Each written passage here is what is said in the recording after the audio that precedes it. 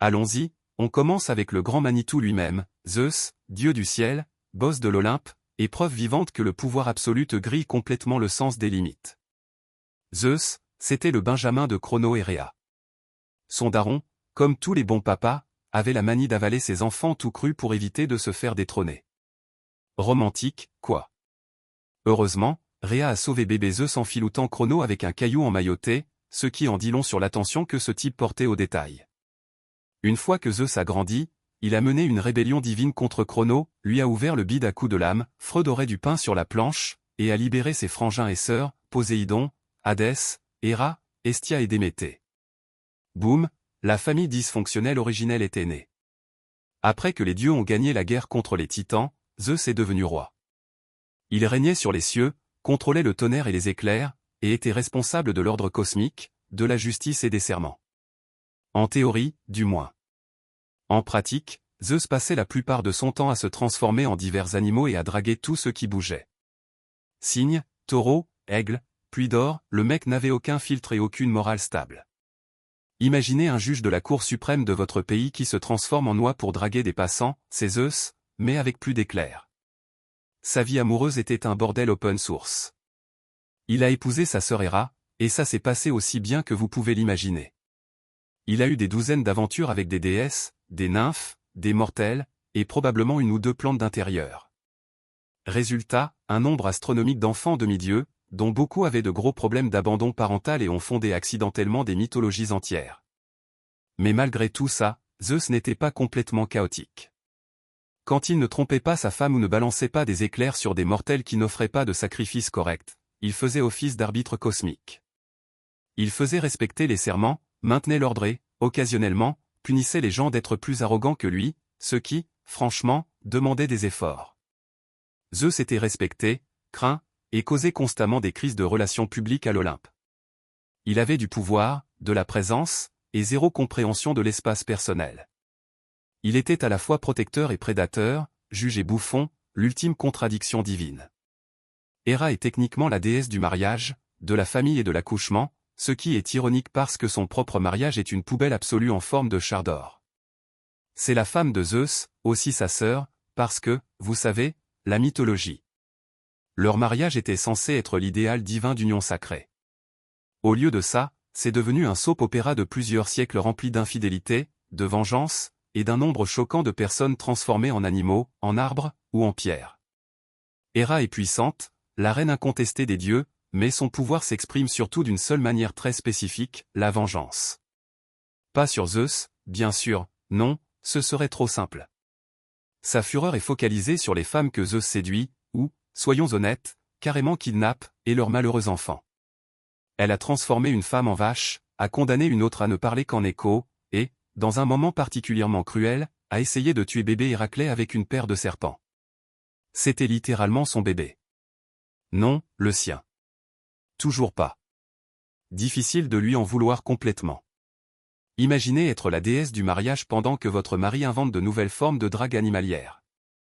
Mais bon, ces mécanismes de défense divins incluaient souvent des malédictions éternelles et des punitions élaborées. La thérapie n'existait pas dans la Grèce antique, alors la vengeance était la meilleure option suivante. Pourtant, malgré tout ça, Héra n'était pas qu'une rancunière céleste. Elle protégeait aussi les femmes pendant l'accouchement, maintenait la sainteté du mariage, théoriquement, et punissait les serments brisés par les mortels. Elle avait des temples, des prêtres et un culte dévoué. Des villes comme Argos et Samo la vénéraient comme une force majeure de l'ordre divin. Bref, Héra était la déesse que vous priez quand votre mari était fidèle, et celle qui envoyait probablement une épidémie quand il ne l'était pas. C'est un paradoxe fascinant, l'incarnation de la dignité et du pouvoir féminin dans un système qui l'humiliait constamment. Son histoire n'est pas juste une histoire de jalousie, c'est l'histoire d'une femme qui était censée symboliser l'unité tout en maintenant l'Olympe ensemble avec de la pure rancune et une fureur décorative. Poséidon était le dieu de la mer, des tremblements de terre, des tempêtes, et, pour une raison obscure, des chevaux. Parce que rien ne fait plus dieu de l'océan qu'un troupeau d'étalons au galop. Mais bon, la mythologie. C'était l'un des trois frères principaux. Zeus a eu le ciel, Hadès a eu le monde souterrain, et Poséidon a eu tout ce qui était mouillé, ce qui lui convenait très bien. Il régnait sur les vastes océans, commandait les créatures marines, belles et cauchemardesques, et maniait un trident massif. Pas juste une fourchette pointue, mais un bâton de rage divine à 3 branches capable de raser des villes entières. Poséidon était vénéré et craint à parts égales. Les marins le priaient pour un passage sûr, les pêcheurs faisaient des offrandes, les constructeurs de villes demandaient sa permission avant de construire quoi que ce soit trop près du rivage, de peur que ça ne devienne une propriété en bord de mer par accident. Mais soyons honnêtes, Poséidon avait des problèmes. De gros problèmes émotionnels, de la taille d'un raz de marée. C'était l'oncle imprévisible typique, parfois généreux, parfois dévastateur, toujours un peu salé. Un moment, il crée des îles, le moment suivant, il inonde vos récoltes parce que quelqu'un a oublié de le remercier pendant une cérémonie de sacrifice de chèvres. Une fois, il a frappé le sol si fort avec son trident qu'il a causé un tremblement de terre juste parce qu'il avait perdu un concours de nommage de ville contre Athéna. Sérieusement, elle a offert un olivier à Athènes, il a offert une source d'eau salée. Les gens ont choisi les olives, il a choisi la vengeance. C'est Poséidon, en résumé. Il avait aussi une vie amoureuse plutôt compliquée. Il y a eu des nymphes, des mortels, même un incident impliquant Méduse, qui s'est terminé avec elle ayant des cheveux de serpent et une étiquette de monstre, et lui s'en allant sans conséquence. Classique. Malgré tout ça, Poséidon n'était pas qu'une brute orageuse. Il était un protecteur des marins, un bâtisseur de villes, et, dans ses moments plus calmes, un dieu de la prospérité et de la fertilité. Il était essentiel à la vie de la Grèce antique, surtout pour une culture si dépendante de la mer. Mais, comme l'océan lui-même, il était toujours à une tempête de rappeler à tout le monde qui était vraiment aux commandes. Hadès est le dieu du monde souterrain. Pas l'enfer, exactement, mais un vaste royaume sombre où toutes les âmes finissent par pointer. Contrairement à la culture pop moderne, Hadès n'était pas mauvais. Il n'était même pas particulièrement cruel. Il était juste incroyablement fatigué de tout le monde. Pendant que Zeus avait le ciel et Poséidon les mers, Hadès a tiré la courte paille et s'est retrouvé à gérer la version grecque antique du service client pour les morts, pour l'éternité. Dans l'obscurité, entouré de gémissements, Hadès régnait sur le monde souterrain avec une autorité calme et sombre. Il n'était pas tapa à accent grave l'œil, il n'était pas bruyant, il ne lançait pas d'éclairs et ne gâchait pas les mariages. Il se contentait de venir travailler tous les jours, de gérer la logistique de l'éternité et de s'assurer que les âmes ne se faufilaient pas par la porte de derrière. Le gestionnaire intermédiaire ultime. Son domaine s'appelait aussi Hadès, parce qu'apparemment, nommer un royaume d'après soi-même n'était pas un signal d'alarme à l'époque. Il y avait des sections pour l'Élysée héroïque, l'asphodèle moyenne et le tartare vraiment affreux, la version grecque antique d'une très longue retenue. Et devinez qui devait superviser tout ça? Exactement, Hadès, le gothique bourreau de travail des dieux. Maintenant, à propos de Perséphone. Oui, il l'a kidnappée. Pas génial, clairement problématique. Mais aussi, et la mythologie grecque n'est rien si ce n'est incohérente, ils ont fini par avoir un mariage fonctionnel et étrangement stable. Elle passait la moitié de l'année avec lui, donnant vie au monde souterrain, et l'autre moitié sur Terre, causant le printemps. C'est moins une romance qu'un temps partagé mythologique. Hadès était aussi le papa de compagnie originale. Son chien Cerbère avait 3 têtes, un mauvais caractère et 0 dressage, mais il maintenait les âmes en ligne, la plupart du temps. Contrairement à ses frères, Hadès ne trichait pas, ne se mettait pas en colère et ne recherchait pas la lumière des projecteurs. C'est probablement pour ça que les Grecs anciens construisaient rarement des temples pour lui. Ils étaient terrifiés d'attirer son attention. C'était l'oncle silencieux et sinistre qu'on n'invitait pas à la fête, mais qu'on respectait quand même d'une distance polie et sûre. Athéna est la déesse de la sagesse, de la stratégie de guerre, de l'artisanat et du fait de rester 10 pas en avance sur tout le monde sans transpirer. En gros, c'est l'incarnation divine de la logique dans un monde plein d'épaves émotionnelles avec des éclairs. Sa naissance à elle seule suffit à donner des cauchemars à Freud. Zeus, après avoir avalé sa mère enceinte, Métis, prophétie oblige, a développé un mal de crâne carabiné. Au lieu d'aspirine, il a reçu un coup de marteau sur le crâne, et Athéna en est sortie, adulte, blindée et totalement blasée par tout le monde dès le premier jour. Athéna a clairement fait comprendre qu'elle n'était pas là pour les conneries. Contrairement à son frère Arès, qui aimait la guerre, Athéna considérait le conflit comme un échiquier, quelque chose à analyser, à contrôler et à gagner avec un minimum de cris et un maximum d'efficacité. Si Arès était une bagarre de bar chaotique, Athéna était une salle de guerre avec des tableurs. C'est aussi la déesse de l'artisanat, ce qui peut sembler déplacé jusqu'à ce qu'on réalise que le tissage, entre ses mains, était un champ de bataille. Il suffit de demander à Arachné, une mortelle qui a osé défier Athéna lors d'un concours de tissage. Arachné a techniquement gagné, mais a ensuite été transformée en araignée pour être un peu trop talentueuse. Morale de l'histoire, soyez humble ou profitez de votre nouvelle vie dans un coin du plafond de quelqu'un. Athéna est restée à l'écart de la romance. Contrairement au reste de l'Olympe, elle n'a pas séduit de mortels, n'a pas épousé son frère et ne s'est pas transformée en animaux douteux. Elle avait juste des choses à faire, des villes à protéger, des héros à conseiller, des hiboux à élever. Elle a guidé Ulysse chez lui, a aidé Persée à décapiter Méduse et a probablement corrigé l'Iliade au stylo rouge. Athéna est la déesse que vous voulez dans votre équipe de débat, dans votre conseil de guerre ou pour diriger votre start-up. Elle ne hurle pas, elle ne complote pas, elle est simplement plus intelligente, toujours. Arès était le dieu grec de la guerre, de l'effusion de sang, et du fait de frapper en premier, de ne jamais réfléchir. Si Athéna était la guerre avec un plan, Arès était la guerre avec une masse et un pauvre contrôle de ses impulsions. Il représentait le chaos brutal et brut de la bataille, la partie où des hommes hurlants se chargeaient les uns les autres et où personne ne savait vraiment ce qui se passait, sauf que des choses étaient en feu et que quelqu'un venait de perdre un casque.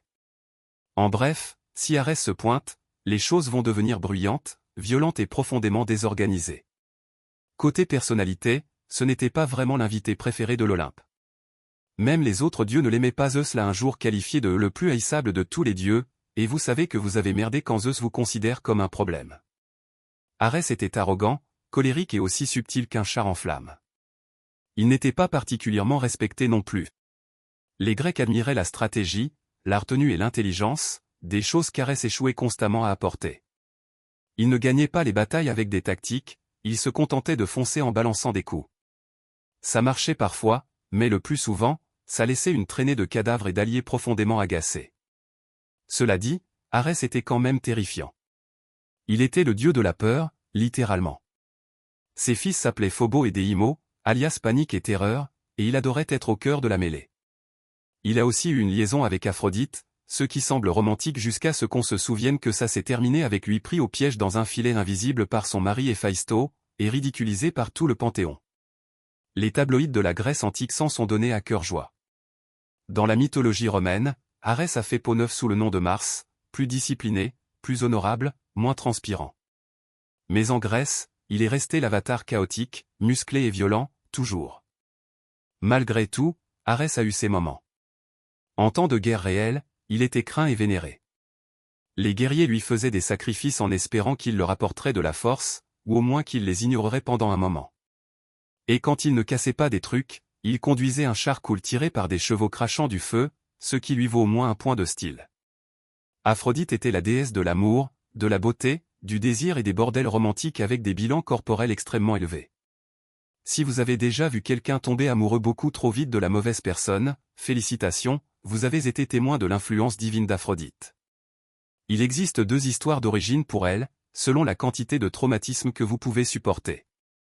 Dans une version, elle est la fille de Zeus et Dionée. Dans la version la plus ancienne et franchement beaucoup plus bizarre, elle est née de l'écume de mer qui s'est formée lorsque Crono a coupé les œufs équipements divins d'Uranus et les a jetés dans l'océan. Et oui, c'est probablement l'origine la moins romantique jamais attribuée à la déesse de la romance. Aphrodite était si incroyablement belle que les mortels et les dieux ont pratiquement perdu leur capacité à prendre de bonnes décisions en sa présence. Elle avait une ceinture magique, le cestus, qui la rendait irrésistible à quiconque, ce qui, soyons honnêtes, est un avantage légèrement injuste dans le domaine de l'amour. Bien qu'elle soit l'incarnation du désir, la propre vie amoureuse d'Aphrodite était compliquée. Elle était mariée à Héphaïsto, le dieu travailleur du feu et de la forge, mais elle préférait notoirement la compagnie d'Arès, le dieu de la guerre, ce qui vous dit tout ce que vous devez savoir sur ses goûts en matière d'hommes. Leur liaison a été révélée lorsqu'Héphaïsto les a piégés en pleine romance dans un filet d'or et a convoqué les autres dieux pour venir jeter un coup d'œil. La Grèce antique, où la vengeance et l'humiliation de groupe étaient considérées comme d'excellentes résolutions de conflits. Mais Aphrodite n'était pas que chaos et tromperie. Elle avait aussi un côté plus doux. Elle aidait les jeunes amoureux, présidait les mariages et apportait de la beauté au monde.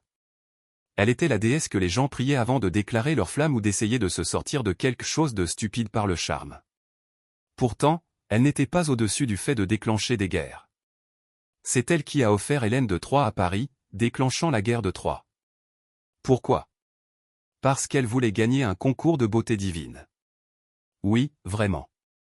Toute une civilisation a brûlé parce qu'Aphrodite voulait une pomme d'or qui disait « à la plus belle ». Cela dit, elle est la déesse protectrice du désir, pas de la stabilité, belle, enivrante, et absolument pas intéressée par les limites de votre relation. Héphaïsto était le dieu du feu, du travail des métaux, de l'artisanat et le seul Olympien à avoir un travail. Pendant que le reste des dieux étaient occupés à déclencher des guerres, à courir après des mortels ou à lancer des éclairs comme des confettis, Héphaïsto était dans l'atelier à forger des armes, à construire des palais et à marmonner entre ses dents. Son histoire d'origine varie, mais aucune n'est flatteuse. Dans une version, il naît difforme et Héra, répugnée par son apparence, le jette du mont Olympe comme un bagage indésirable. Dans une autre, c'est Zeus qui le jette après une dispute familiale. Dans les deux cas, l'homme tombe du ciel, atterrit durement et finit avec une claudication permanente et probablement des problèmes d'abandon de la taille de la crête. Malgré ce début difficile, Héphaïsto revient à l'Olympe, non pas par le pardon, mais par le levier. Il fabrique un trône d'or magique pour Héra qui, surprise, la piège. Les dieux le supplient de revenir et de la libérer. Il accepte, mais seulement s'il le laisse revenir dans le club divin. Négociation réussie.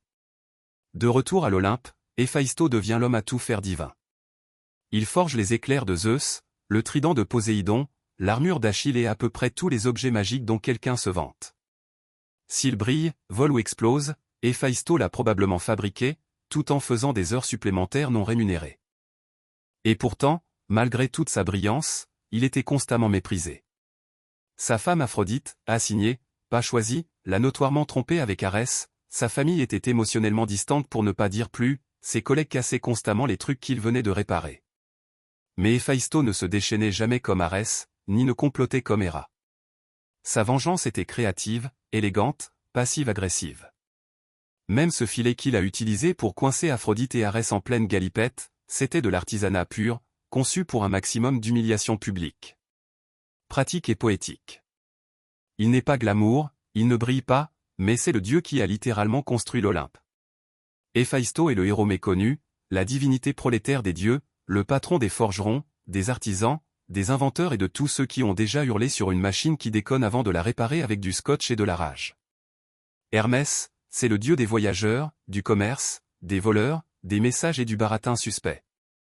C'est le type avec des sandales ailées, un bâton qui n'est probablement pas venu avec un mode d'emploi et une énergie qui crie « J'ai déjà mangé 3 olives et menti 2 fois aujourd'hui ».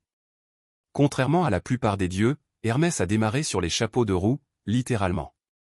Le jour de sa naissance, il est sorti de son berceau à 4 pattes, a volé le bétail d'Apollon, a inventé la lyre en utilisant une carapace de tortue et est retourné dans son berceau avant que personne ne s'en aperçoive. C'est le jour 1. La plupart des dieux mettent des siècles à causer autant de chaos. Hermès a eu besoin d'environ 6 heures. On le connaît comme le messager des dieux, mais c'est un euphémisme. Il ne se contentait pas de livrer des messages, il faisait passer des âmes clandestinement dans le monde souterrain, guidait les héros à travers le territoire ennemi et a probablement inventé la version divine de la livraison express. S'il y avait des ennuis, Hermès avait déjà 2 coups d'avance, laissant derrière lui un alibi suspect et un sourire charmeur. Il a également servi de dieu du commerce et des échanges, parce que rien ne crie l'énergie de marché digne de confiance comme le même type qui supervise le vol. Hermès représentait la négociation, la persuasion et l'entrepreneuriat moralement flexible. En gros, le saint patron des vendeurs, des pickpockets et de tous ceux qui ont déjà négocié dans un marché aux puces. Mais ce n'était pas qu'un escroc charmant. Hermès était loyal quand il le fallait. Il a aidé Ulysse à déjouer Circé, il a donné à Persée les outils pour décapiter Méduse, il a même guidé les âmes vers le monde souterrain avec une tendresse surprenante, prouvant que sous toute cette espièglerie, il avait un travail qu'il prenait au sérieux. Hermès avait aussi un accessoire signature, le caducée, un bâton ailé avec 2 serpents entrelacés.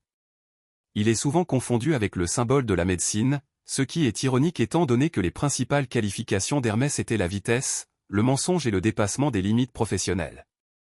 Si l'Olympe avait un service informatique, Hermès serait le technicien surcaféné qui parle en acronyme, résout vos problèmes en 2 minutes et disparaît pour aller optimiser des fonctions cloud, ce qui peut ou non impliquer de voler le portefeuille de Zeus.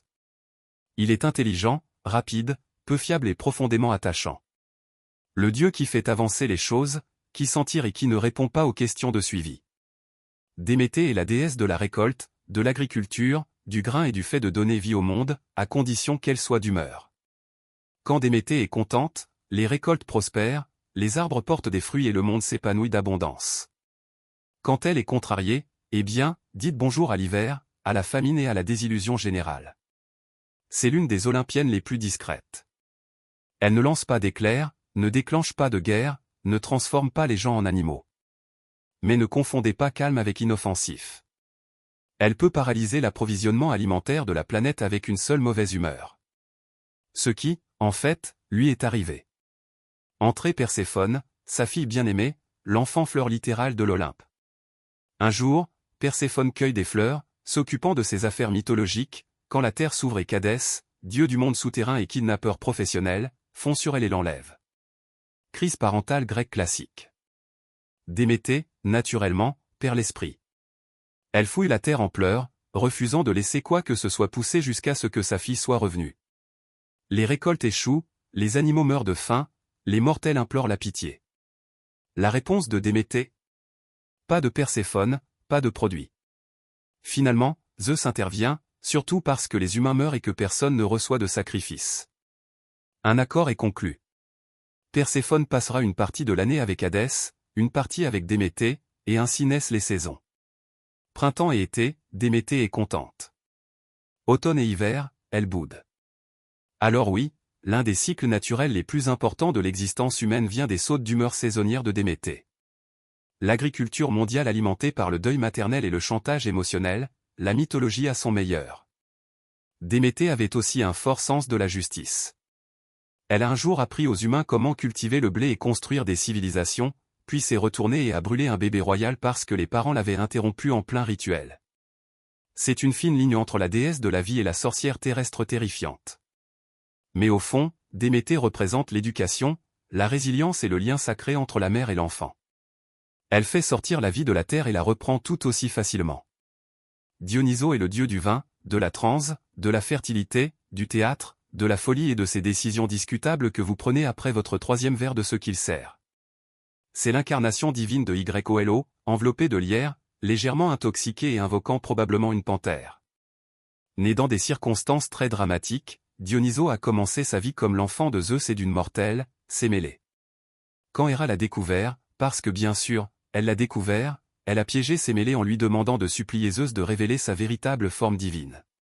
Spoiler, ça l'a vaporisé. Zeus, toujours prêt à résoudre les problèmes, a cousu Dionysos non encore né dans sa cuisse et l'a mené à terme. Oui, grossesse de cuisse. La mythologie grecque, où rien n'est assez bizarre pour être remis en question. Dionysos a grandi en errant sur la terre, en répandant la viticulture, une joie chaotique et une légère crainte existentielle.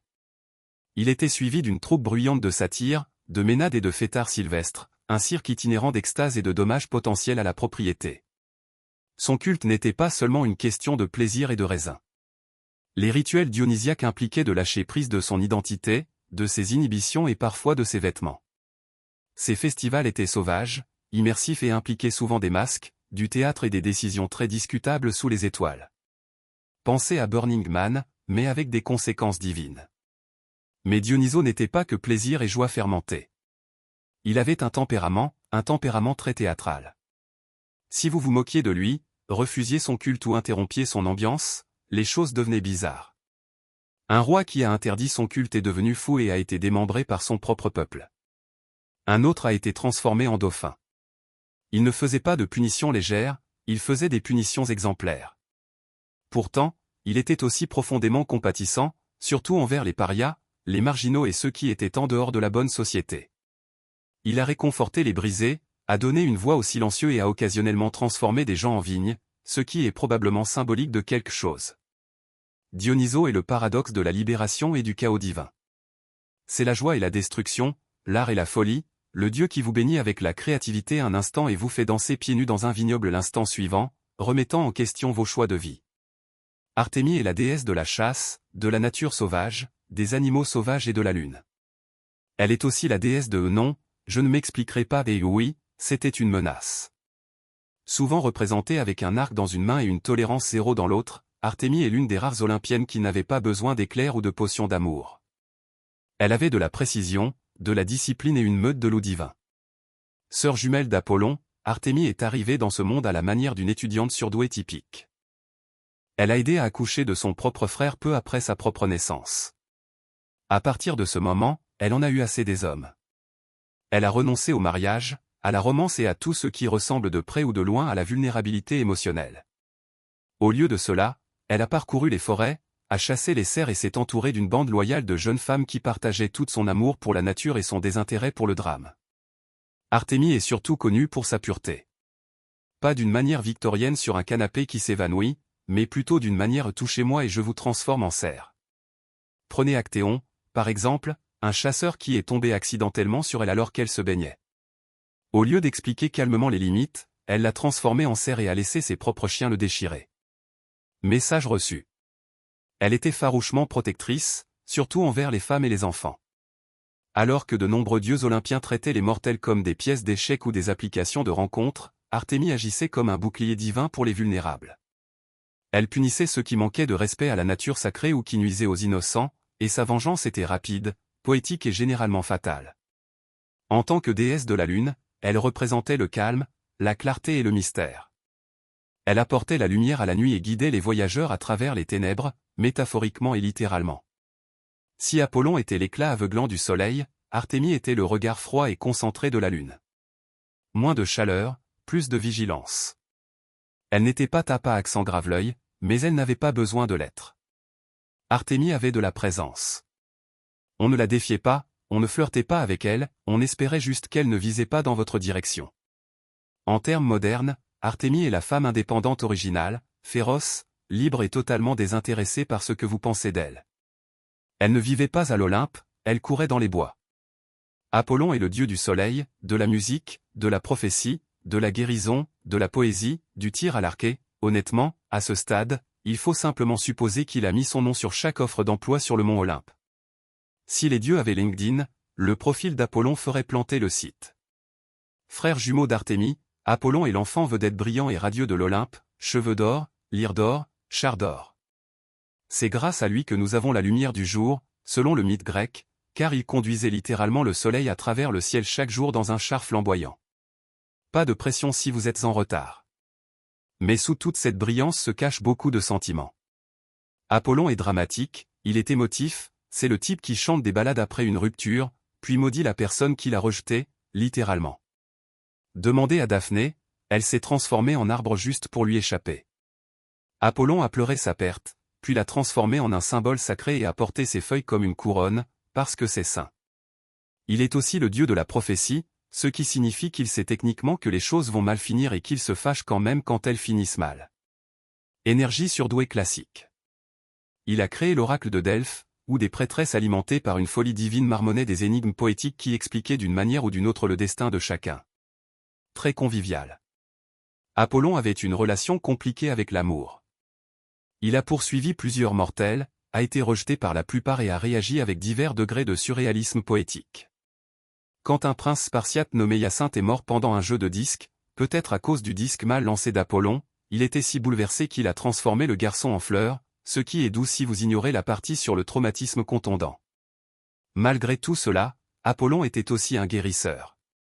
Son fils Asclépio est devenu le dieu de la médecine et Apollon lui-même pouvait guérir les fléaux ou les provoquer, selon son degré d'offense ce jour-là.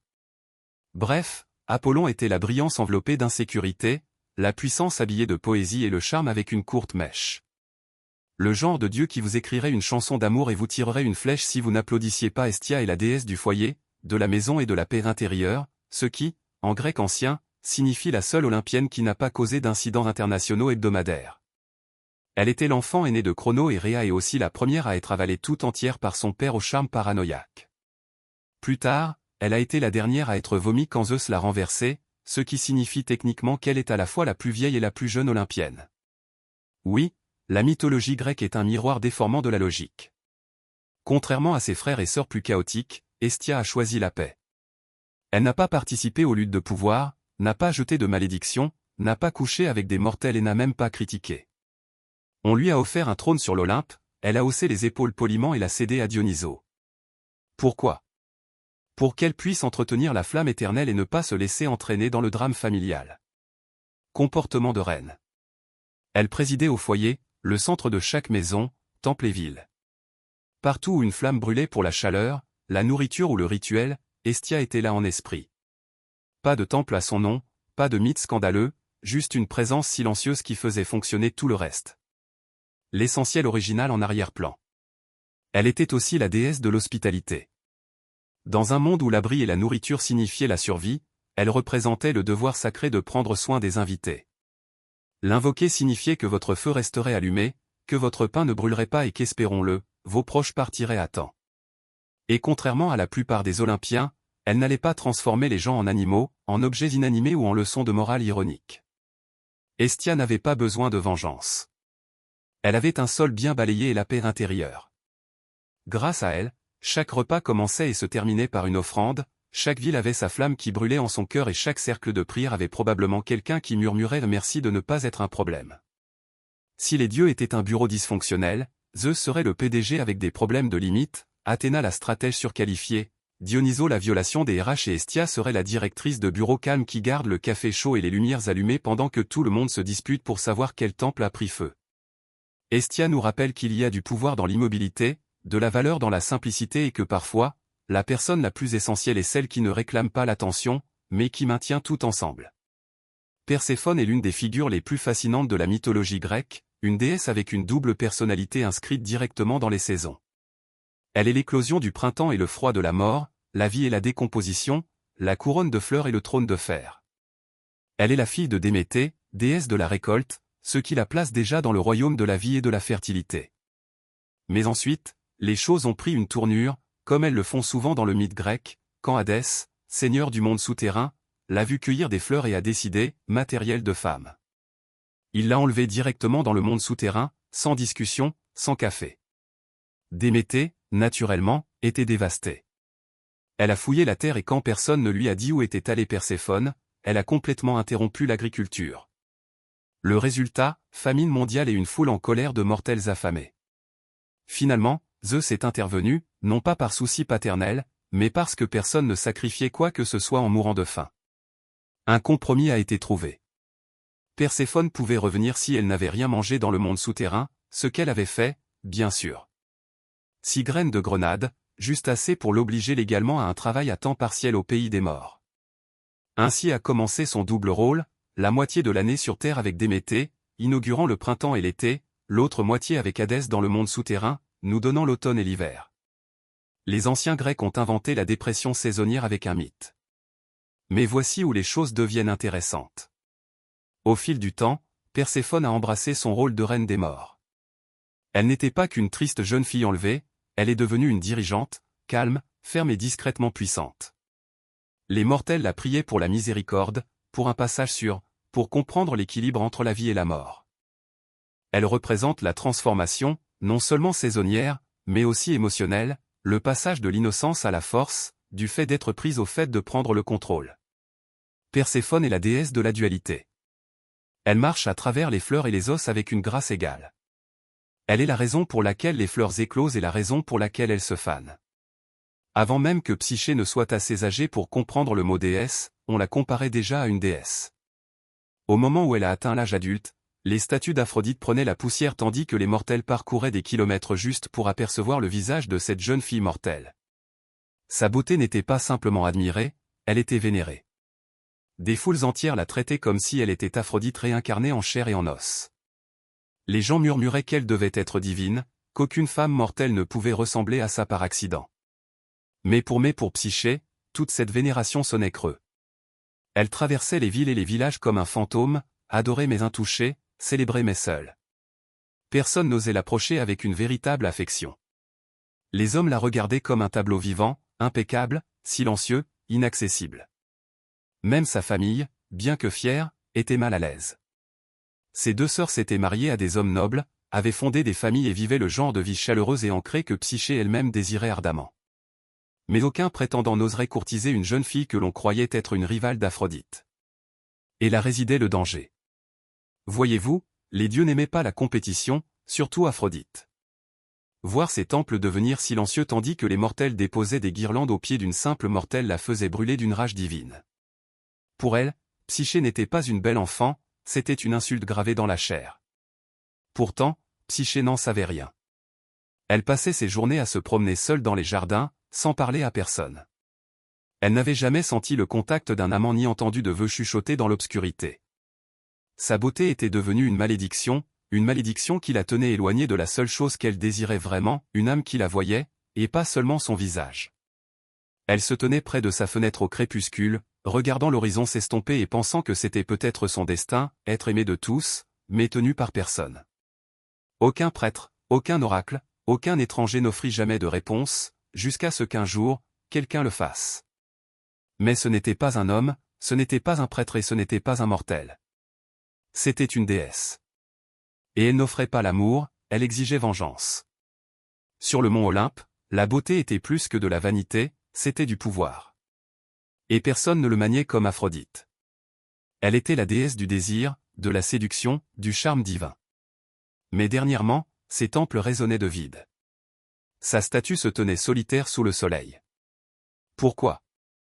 Parce que les mortels s'agenouillaient maintenant devant une jeune fille humaine, Psyché, comme si elle était la nouvelle déesse de l'amour. Pour Aphrodite, ce n'était pas seulement offensant, c'était de la trahison. La déesse observait depuis son perchoir céleste, son envie se transformant en haine. Elle avait détruit des rois pour moins que ça. Comment osait une jeune fille mortelle voler ses fidèles?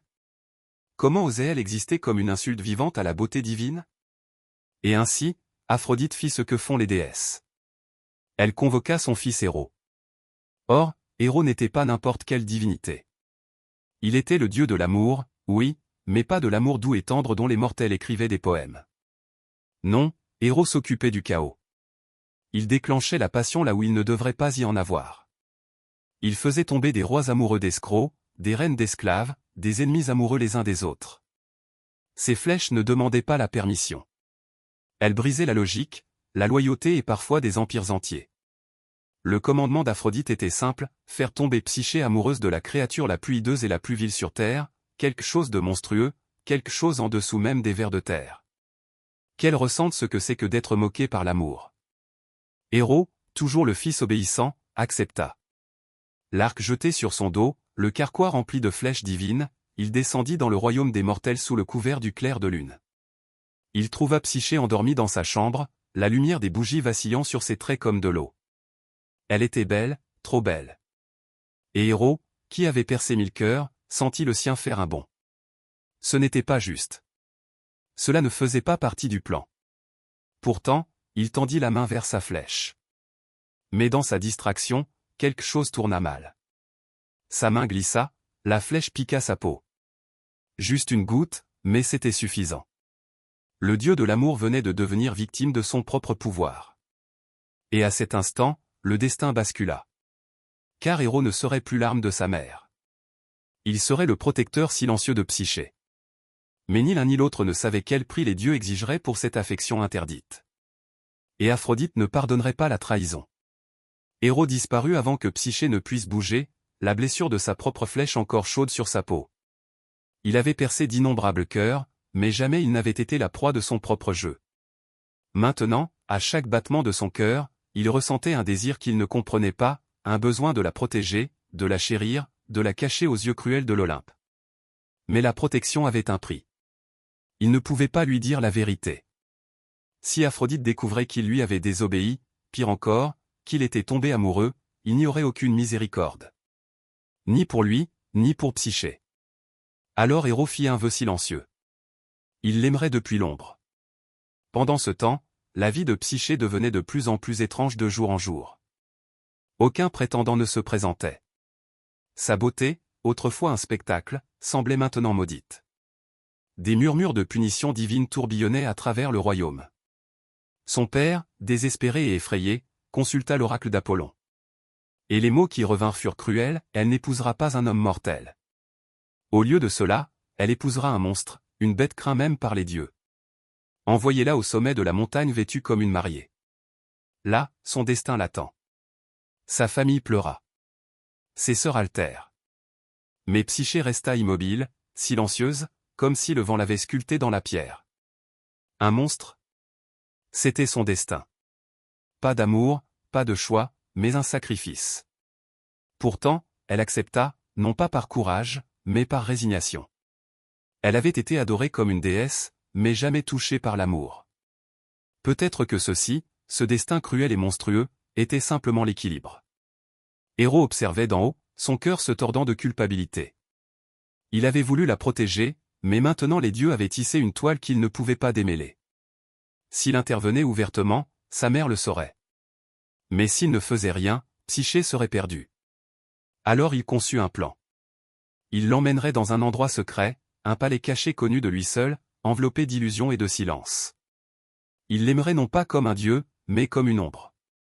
Il ne montrerait jamais son visage, ne prononcerait jamais son nom et surtout, il ne lui dirait jamais la vérité. Parce que si elle savait qui il était, avec qui elle était vraiment, tout volerait en éclats. Même le dieu de l'amour avait peur du chagrin d'amour. Le vent était doux mais fort alors qu'il emportait Psyché loin du sommet de la montagne. Elle s'était attendue à un rocher froid et à des dents grinçantes. Elle s'était préparée au rugissement d'un monstre, mais à la place, il y avait le silence. Un silence doux et surréaliste. Quand elle ouvrit les yeux, elle n'était plus sur la montagne. Elle se tenait dans une prairie de fleurs lumineuses, plus radieuse que n'importe quel jardin qu'elle ait jamais connu. Un chemin de pierre polie serpentait à travers le champ, menant à quelque chose d'impossible, un palais plus grandiose que tout ce que des mains humaines pouvaient construire. Ses piliers scintillaient comme le clair de lune sur l'eau. Ses salles chuchotaient son nom sans bruit. Psyché franchit le seuil, s'attendant à la peur, mais trouvant la paix. Des serviteurs qu'elle ne pouvait pas voir guidaient ses mains, lavaient ses pieds, plaçaient des robes sur ses épaules. La nourriture apparaissait chaude et parfumée, bien que personne ne mette la table. La nuit, une voix profonde, tendre et gentille parlait de l'ombre, « N'ayez pas peur. Vous êtes en sécurité. Ceci est votre maison. » C'était lui, son mari invisible, celui que l'oracle avait promis. Mais il n'y avait pas de bête grognant, pas de forme monstrueuse, juste une voix. Et étrangement, elle ne l'effrayait pas. Il ne se révélait jamais, pas même dans l'obscurité. Chaque nuit, il la rejoignait dans le calme velouté de la chambre. Il touchait son visage comme un rêve. Il chuchotait des rires à son oreille. Et chaque matin, il était parti avant que le soleil ne se lève. Elle tombait amoureuse rapidement. Amour sans vue. Intimité sans forme. Chaque mot qu'il prononçait la faisait aspirer à plus. Mais la seule chose qu'il implorait toujours était ceci, « N'essayez jamais de me voir. » Elle demanda une fois doucement, « Pourquoi ?» La voix se tendit, « Si vous me voyez, je dois vous quitter pour toujours. » Et ainsi, elle obéit. Mais le mystère devenait plus lourd chaque jour qui passait. Comment un homme aussi gentil et attentionné pouvait-il être le monstre dont l'oracle avait mis en garde? Pourquoi l'amour doit-il cacher son visage? Et pourquoi, quand elle chuchotait son nom, il ne chuchotait jamais le sien? Psyché se disait que cela n'avait pas d'importance, qu'elle n'avait pas besoin de savoir. Mais le cœur humain est une chose curieuse et les graines du doute, une fois plantées, ne restent jamais enterrées longtemps, surtout quand la famille vient rendre visite. Et surtout quand les sœurs viennent apporter du poison déguisé en amour. Cela faisait des semaines, peut-être des mois. Le temps passait étrangement dans le palais invisible. Psyché connaissait la paix, le rire, le luxe et l'amour. Mais elle connaissait aussi l'isolement. Pas de visage, pas de nom, pas de vérité. Juste une voix dans l'obscurité et des ombres qui embrassaient ses lèvres. Puis un matin, la voix de son mari fut différente. La tristesse suivra si vous les voyez, dit-il. Voir qui? Vos sœurs. Elles croient qu'elles viennent par amour, mais ce qu'elles apportent, c'est la ruine. Le cœur de Psyché se brisa. Elles lui manquaient, leur taquinerie, leur chaleur, même leur jalousie. Elles étaient son dernier lien avec le monde des mortels, avec la jeune fille qu'elle était avant les dieux, les palais et les maris mystérieux. Elle plaida, « Laissez-moi les voir, je vous en prie, juste une fois. » Héro hésita, mais il ne pouvait jamais rien lui refuser.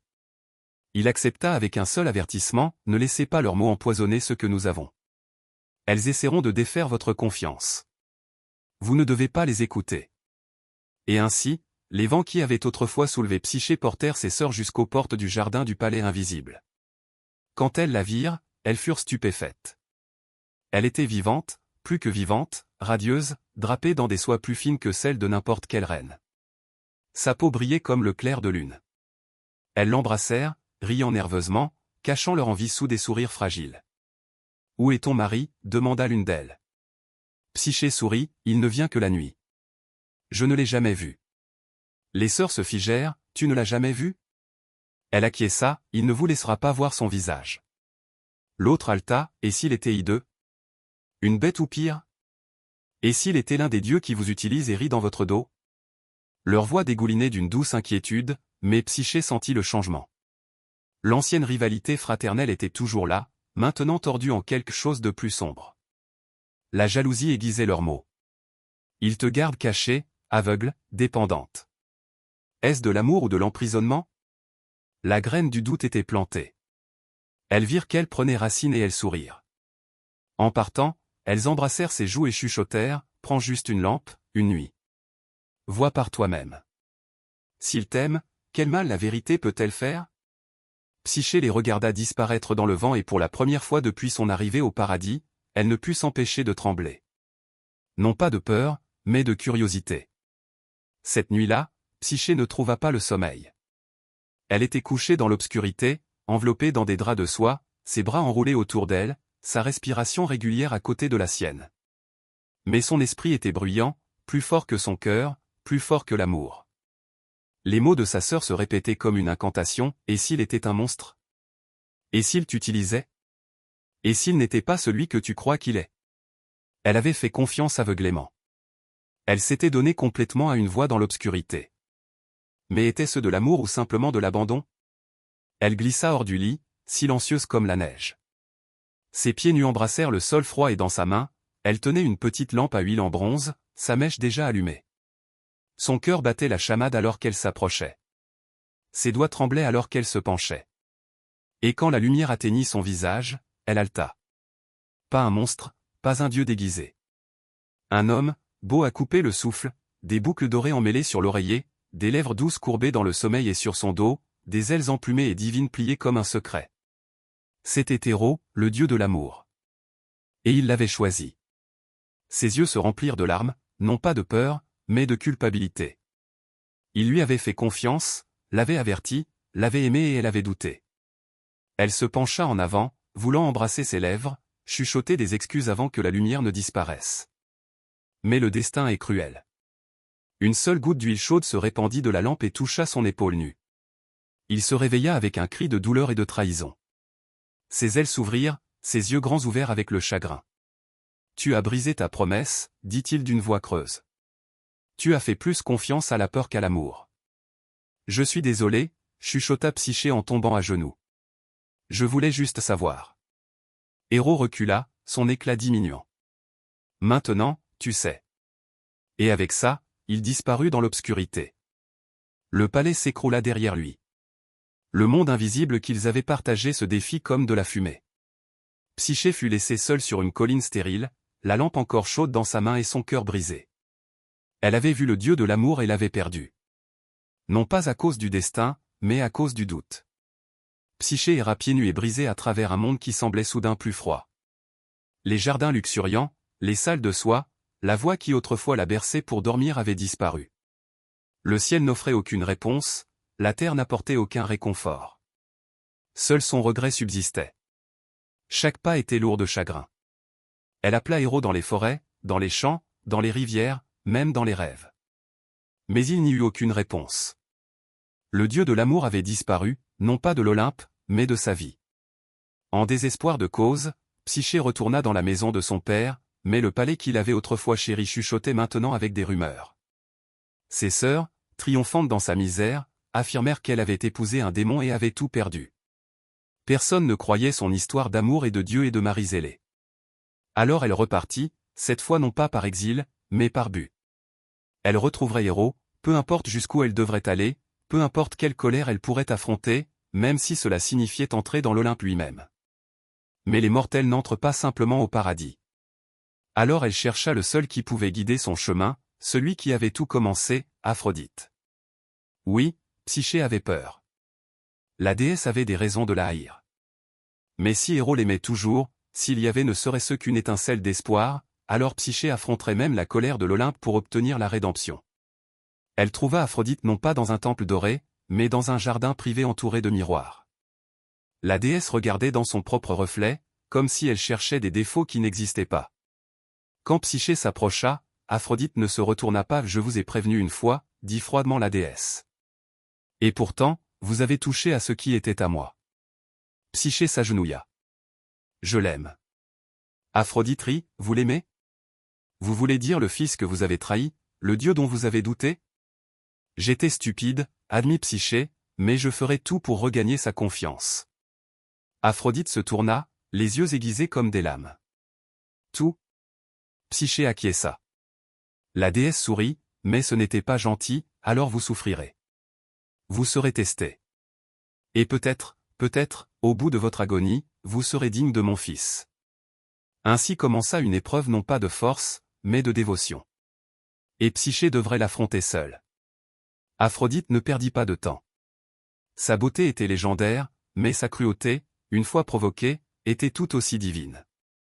Si Psyché voulait seulement avoir une chance de revoir Héros, elle devrait prouver sa valeur à travers une série d'épreuves impossibles. La première tâche était trompeusement simple. Aphrodite la conduisit dans une vaste chambre de stockage où des montagnes de graines s'étaient répandues sur le sol. Orge, millet, lentilles, pavots, blé et haricots, tous mélangés ensemble dans un chaos indiscernable. D'ici ce soir, dit Aphrodite avec un bâillement, séparez-les. Chaque grain, chaque graine dans son tas approprié. Si vous échouez, vous ne reverrez jamais mon fils.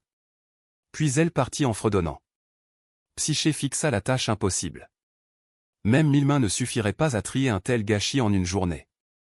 Elle s'agenouilla quand même et commença à cueillir graine après graine, ses doigts tremblants. Les minutes passaient comme des heures, ses yeux se brouillaient. Elle n'avait même pas fait une fraction du chemin. Mais les dieux observent toujours, tout comme leurs créatures. Non vue par Psyché, une ligne de fourmis l'observait trimer. Pas n'importe quelle fourmi, celle-ci était sacrée pour Déméter, déesse de la récolte. Peut-être avait-elle pitié de la jeune fille, peut-être étaient-elles émues par l'amour. Dans une soudaine rafale de mouvements, des centaines de petites pattes se sont précipitées à travers le sol. Les fourmis ont formé des rivières vivantes, divisant les graines avec une précision choquante. En quelques minutes, le chaos se transforma en ordre. De l'orge d'un côté, des lentilles de l'autre, du millet en pyramide soignée. C'était comme regarder la nature elle-même réécrire les lois du temps. Quand Aphrodite revint au crépuscule, elle ne fut pas accueillie par un échec, mais par la perfection. Elle plissa les yeux, vous avez eu de l'aide, dit-elle sèchement. Psyché baissa la tête, je n'ai fait que ce que je pouvais. Les lèvres d'Aphrodite tressaillirent avec quelque chose entre colère et amusement. Elle ne s'attendait pas à ce que la jeune fille mortelle réussisse cette tâche, et encore moins avec grâce. Mais peu importe, il y avait encore beaucoup d'épreuves à venir, des plus difficiles, des plus mortelles. Ce n'est que le début, avertit la déesse. Si tu veux revoir Héros, tu auras besoin de plus que de la chance. Et pourtant Psyché, épuisée, meurtrie mais debout, acquiesça. Je ferai tout ce qu'il faut. Parce que l'amour, le véritable amour, valait plus que le confort divin ou la fierté mortelle. Et la guerre de Psyché ne faisait que commencer. Psyché eut à peine le temps de se reposer qu'Aphrodite lui confia la deuxième tâche, encore plus cruelle dans sa conception. Voyez-vous cette rivière là-bas, demanda la déesse en pointant un ruisseau sinueux qui scintillait sous le soleil de l'après-midi. Elle coule à côté d'une prairie où paissent des béliers sauvages. Leur laine est faite d'or. Apportez-moi une touffe, juste une poignée, mais essayez de ne pas mourir, ricana-t-elle et disparut, laissant Psyché affronter ce qu'elle savait être plus qu'une simple corvée. Ce n'étaient pas de douces créatures. Les béliers dorés étaient sacrés, leurs yeux sauvages et leurs cornes acérées comme des lances. Ils étaient connus pour éventrer tout ce qui entrait dans leur champ, déchirant les intrus sans avertissement. Ils brillaient comme un trésor, mais le gardaient avec rage. Pourtant, Psyché descendit la colline et s'approcha du champ. Elle s'accroupit près des roseaux, le cœur battant, regardant les créatures errer. Leurs sabots craquaient contre les pierres, leurs grognements résonnaient bas et primaires. Il était impossible qu'elles survivent en entrant sur leur territoire en plein jour. Elle tomba à genoux, les larmes aux yeux, la peur rongeant sa détermination. Mais une fois de plus, le monde observa. Un murmure silencieux dériva à travers les hautes herbes, une voix douce comme des roseaux se balançant en rythme. C'était un esprit de la rivière, une vieille présence liée au cours d'eau. N'entrez pas dans le champ tant que le soleil est haut, murmura l'esprit. Les béliers sont en rage sous la lumière du jour. Mais quand le crépuscule tombe, ils se reposent à l'ombre. Attendez et ensuite ramassez la laine des branches épineuses où elle s'est accrochée. Aucune bête ne la remarquera. L'espoir revint. Psyché attendit. Les heures passèrent. Les béliers dorés, un par un, errèrent dans les arbres et s'installèrent pour dormir. Quand l'obscurité tomba, elle rampa vers l'avant, silencieuse et prudente, et trouva des touffes de toison d'or emmêlées dans les ronces et l'écorce. Au clair de lune, elle ramassa la laine et retourna vers Aphrodite, qui plissa les yeux sur la poignée scintillante dans la paume de Psyché. « Vous vivez encore » marmonna la déesse, curieuse. Mais Psyché ne dit rien. Pas de fierté, pas de jubilation, juste une force silencieuse. Parce que l'amour lui avait appris quelque chose que même les dieux avaient oublié, le courage grandit silencieux, mais il endure. Et bien qu'Aphrodite n'ait pas fini de la tester, Psyché était loin d'avoir fini de se battre. Aphrodite était de plus en plus frustrée. Psyché avait survécu à des tâches destinées à l'écraser, en n'utilisant rien d'autre que la détermination et une étrange chance inébranlable. Le sourire de la déesse avait disparu, remplacé par un froid calcul. Et ainsi, pour la troisième épreuve, elle donna à Psyché une mission qui aurait dû mettre fin à son histoire pour de bon. « Allez me chercher de l'eau, dit-elle. Pas d'un puits, pas d'un ruisseau, mais du fleuve Styx lui-même. » Psyché pâlit. Le Styx n'était pas une rivière ordinaire. Il marquait la frontière entre le monde des vivants et celui des morts. Ses eaux étaient sacrées, maudites et mortelles au toucher. Même les dieux l'approchaient avec crainte. Les mortels ne survivaient pas à ses rives. Ils ne revenaient même pas. Pourtant, Psyché acquiesça. Son voyage la mena au bord d'une falaise si abrupte qu'elle semblait avoir été sculptée par les mains des titans. Loin en contrebas, le fleuve Styx tourbillonnait comme du verre noiré, de lui, s'élevaient des malédictions vaporeuses et les cris des âmes perdues.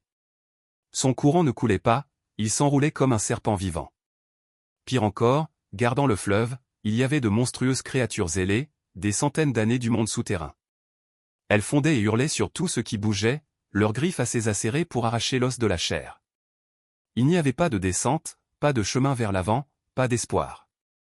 Elle s'effondra sous un surplomb rocheux, serrant contre elle le flacon de cristal qu'Aphrodite lui avait remis avec moquerie.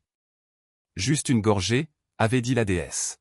« Assez pour montrer que vous avez essayé. » Mais alors, un scintillement, un bourdonnement aigu remplit l'air et, d'une fissure dans la pierre, émergea une minuscule créature, un aigle massif selon les normes aviaires, royal et aux yeux dorés. Envoyé par Zeus lui-même. L'aigle du tonnerre et des rois. Sans un mot, il prit le flacon des mains de Psyché, déploya ses ailes et s'envola vers la falaise mortelle. Les siècles hurlèrent, mais n'osèrent pas attaquer car même la mort respectait le commandement de Zeus. En quelques instants, l'aigle revint, plaçant le flacon scellé rempli des eaux scintillantes et maudites du Styx dans les mains tremblantes de Psyché. Elle ne demanda pas pourquoi Zeus l'avait aidé. Peut-être qu'Héro l'avait autrefois aidé. Peut-être que même les dieux respectaient l'endurance de l'amour. Quand Psyché retourna vers Aphrodite, la déesse accepta le flacon avec un silence de pierre. Psyché avait réussi à nouveau. Mais l'épreuve finale l'emmènerait là où même les dieux craignaient d'aller.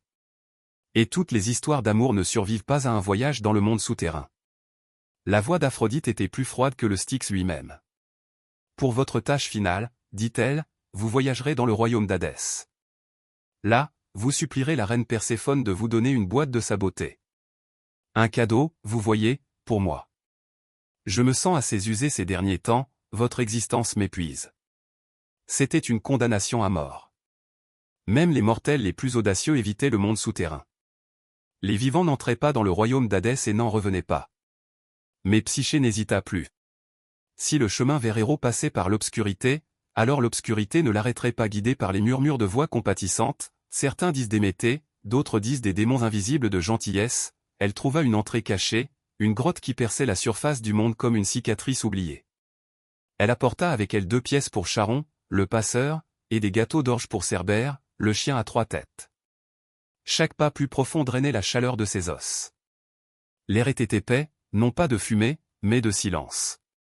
Les âmes qu'elle croisait dérivaient comme des souvenirs, minces, creux et inatteignables. Au fleuve Achéron, Charon accepta son paiement et la fit traverser les eaux stagnantes tachées d'un chagrin oublié. Quand Cerbère apparut, grognant au seuil du palais de Perséphone, elle lui donna les gâteaux. Il se calma, léchant ses mâchoires tachées de sang. À l'intérieur, Perséphone était assise sereinement sur son trône d'obsidienne, les yeux comme des grenats polis. « Vous venez chercher la beauté, dit la reine, non sans gentillesse, mais à quel prix ?» Je ne la veux pas pour moi, répondit Psyché. Je dois la livrer à Aphrodite. Perséphone acquiesça. Peut-être qu'elle aussi comprenait la folie de l'amour. Elle tendit à Psyché une petite boîte scellée, simple, sans marque et pourtant insupportablement lourde. Ne l'ouvrez pas, avertit la reine. Elle n'est pas destinée à vos yeux. Psyché la remercia et se tourna pour partir. Le voyage de retour était silencieux, mais plus lourd maintenant avec la tentation. La boîte palpitait dans ses mains. Sûrement qu'un simple coup d'œil ne ferait pas de mal, se dit-elle. Non, encore et encore. Mais le doute, comme avant, se glissa. Et si cette beauté la rendait digne d'héros à nouveau? Et si c'était la clé finale? La surface était proche. Son cœur battait la chamade. Ses doigts tressaillirent. Et alors que la lumière revenait sur son visage pour la première fois depuis des jours, elle ouvrit la boîte. Et les ténèbres la consumèrent. Au moment où Psyché ouvrit la boîte, s'attendant à la lumière et à la beauté, une brume froide s'en échappa comme un souffle de la tombe. Ce n'était pas la beauté. Ce n'était pas l'éclat divin. C'était le sommeil. Pas un sommeil ordinaire, mais la léthargie immortelle du monde souterrain, conçue par Perséphone pour préserver son pouvoir, pas pour embellir Aphrodite. Psyché ne cria pas, elle ne s'effondra pas. Elle laissa simplement tomber son corps, qui tomba doucement sur l'herbe au bord du monde des mortels, la boîte scellée à côté d'elle, ses membres gelés, sa respiration réduite au silence. Elle n'était pas morte, mais elle n'était pas non plus vivante, prise dans une pause éternelle, son cœur figé par sa propre curiosité. Et cela aurait pu être la fin de Psyché, mais l'amour a un moyen de survivre, même à la mort. Loin de là, dans l'Olympe, Héros ne l'avait pas oublié. Ses blessures avaient guéri, mais pas son cœur. Il s'était tenu à distance sur l'ordre de sa mère, tourmenté par des visions de Psyché. Trima pourrait mourir, et peut-être que cela la rendait encore plus précieuse. Mais Méduse ne voulait pas de trône, pas d'amant, pas de couronne de faveur divine. Elle choisit quelque chose de plus rare, le dévouement. En tant que jeune femme, elle entra au service sacré d'Athéna, la déesse vierge de la sagesse, de la guerre et de la retenue. Dans le temple de marbre résonnant, construit en hauteur sur des falaises au-dessus de la mer, Méduse balayait les sols, allumait l'encens et murmurait des prières bien avant l'aube. Elle fit les vœux de chasteté, de pureté et de silence, non pas parce qu'elle y était forcée, mais parce qu'elle y croyait. Elle admirait Athéna non seulement en tant que déesse, mais en tant qu'idéal, forte, intouchable, au-dessus du chaos des cœurs mortels. Avec le temps, même les gens commencèrent à murmurer que Méduse était une statue vivante d'Athéna elle-même. Les fidèles jetaient des coups d'œil furtifs vers elle tout en faisant semblant de prier. Son visage devint un symbole, sa voix rarement entendue, sa vie liée à un devoir sacré. Mais la beauté, même dans un temple, n'est pas sûre. La nouvelle de la grâce de Méduse se répandit au-delà des murs du temple, au-delà des villes, à travers les forêts, jusque dans le royaume des dieux. Et avec elle vint le danger. Car dans l'Olympe, le désir portait souvent un visage divin et la ligne entre l'admiration et la possession était fine comme un rasoir. Un dieu en particulier remarqua, pas un dieu de la sagesse, pas un dieu de la retenue, mais un dieu des mers, des tempêtes et des appétits. Et tandis que Méduse gardait ses vœux, le destin avait déjà commencé à se tordre. Car dans le royaume des dieux, même la pureté peut être punie. Et bientôt, le sanctuaire de Méduse deviendrait sa prison. Loin sous les vagues déferlantes et les palais de corail des profondeurs, Poséidon régnait sur les mers avec fierté, fureur et une faim qui n'était jamais pleinement satisfaite. Il avait dompté des monstres, enfanté des tempêtes et réclamé des déesses, mais ses yeux se tournèrent maintenant vers quelque chose de bien moins divin, une mortelle, Méduse. Sa beauté avait atteint même les oreilles de l'Olympe, mais c'était son immobilité, sa discipline, sa grâce intouchable qui l'obsédait. Elle n'appartenait à aucun homme, aucun dieu, aucun roi mortel. Elle avait choisi une vie de dévotion qui la plaçait loin du désir. Et c'était peut-être ce qui tentait le plus Poséidon. Plus elle priait, plus il la regardait. Et un soir, alors que la marée était haute et que le temple était vide, Poséidon se leva de la mer. Il ne frappa pas. Les dieux demandent rarement la permission. Il entra dans le temple sacré d'Athéna, l'eau remontant sous ses pieds, une traînée d'eau de mer trempant le sol de marbre. Méduse, seule et sans méfiance, se retourna seulement pour trouver le dieu de la mer qui se profilait dans l'ombre, son trident laissé derrière lui, mais sa faim bien présente. Elle appela Athéna, mais ses cris résonnèrent sans réponse. Elle courut, mais les temples construits pour le culte n'étaient pas faits pour l'évasion. Et là, Sous le regard froid de pierre de la statue d'Athéna, Poséidon souilla ce qui était sacré. Ce n'était pas une séduction, c'était une violation. Quand ce fut fini, Poséidon disparut, ne laissant derrière lui que du sel et du silence. Méduse, brisée, se recroquevilla sous l'image de sa déesse, attendant la justice, le réconfort, n'importe quoi de divin. Mais les dieux ne sont pas toujours justes. Quand Athéna retourna à son temple et vit la profanation, sa fureur fut absolue. Mais pas envers Poséidon, envers Méduse. Que ce soit par orgueil, par déni ou par loi divine, Athéna blâma sa prêtresse d'avoir permis que le temple soit souillé. Qu'elle considère Méduse comme complice ou simplement gênante, cela n'avait pas d'importance. La pureté de son sanctuaire avait été brisée. Et ainsi, la déesse de la sagesse rendit son jugement non pas sur le dieu qui avait violé, mais sur la mortelle qui avait été violée. Car même dans le mythe, le pouvoir se protège. Et Méduse, autrefois un symbole de beauté sacrée, allait maintenant être transformée en un avertissement que personne ne pourrait ignorer. Le sol du temple était encore taché d'eau de mer quand Athéna revint. L'encens était éteint depuis longtemps. Le silence était lourd. Et en son centre, Méduse s'agenouillait dans la honte, la tête baissée sous le regard impassible de sa déesse. Mais les yeux d'Athéna n'étaient pas remplis de pitié, ils brûlaient de fureur. Car son temple, son sanctuaire de raison, de discipline et de pureté virginale avait été souillé. Et bien que Poséidon ait violé un lieu sacré, c'était Méduse qui portait le blâme. Pour Athéna, il ne pouvait y avoir aucun pardon. Les dieux ne s'excusaient jamais et les temples n'oubliaient jamais. La punition devait être symbolique, éternelle. Elle descendit du piédestal de sa statue et se tint au-dessus de Méduse, qui tremblait, confuse, attendant la miséricorde de la déesse même qu'elle avait vénérée pendant des années. Mais la miséricorde ne fut pas accordée. Au lieu de cela, la voix d'Athéna résonna comme le tonnerre entre les murs de marbre. Vous avez apporté la honte dans ma maison. Que le monde voie ce qu'il advient de la beauté qui invite à la destruction. D'un seul geste, elle tendit la main et toucha le front de Méduse. La transformation fut immédiate. Les cheveux dorés se transformèrent en serpents tortueux, leur sifflement une cruelle imitation des prières murmurées. Sa peau perdit sa chaleur. Son regard devint une arme. Ses yeux, autrefois doux de chagrin, détenaient maintenant un pouvoir terrible. Quiconque les regardait se transformerait en pierre. Pas des ennemis, pas des envahisseurs, n'importe qui. Ce n'était pas une punition de protection, c'était l'isolement, une malédiction déguisée en défense. Méduse cria, sa voix n'étant plus humaine. Ses larmes, autrefois de l'eau salée, séchaient maintenant avant de tomber. Sa respiration devint immobile. Son reflet brisa les miroirs. Et le pire de tout, elle ne pouvait plus regarder une autre âme sans la détruire. Athéna ne pleura pas, elle ne détourna pas le regard. Elle observa simplement sa prêtresse, autrefois belle et dévouée, devenir autre chose entièrement, un monstre. Les portes du temple se refermèrent derrière Méduse alors qu'elle fuyait en exil, ses cris résonnant à travers les collines. Pas de maison, pas de temple, pas de sœurs, pas de prières, juste des sentiers de pierre dans son sillage. Et des falaises de l'Olympe, Athéna retourna à son trône, impassible. Car aux yeux des dieux, la punition n'a pas besoin d'être juste, seulement durable.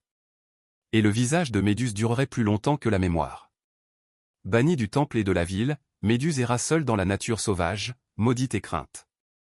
Ses pas gravèrent une traînée de pierres à travers le pays, chaque coup d'œil accidentel à une créature qui passait la transformant en marbre sans vie. Des oiseaux en plein vol, des cerfs dans les buissons, même des insectes qui osaient croiser son regard, gelés pour toujours dans le silence. Elle chercha refuge là où aucun homme ne la suivrait, dans les terres lointaines au-delà des rivières et des ruines, sur une île désolée et balayée par le vent à l'extrémité du monde, un endroit intouché par les dieux ou les mortels.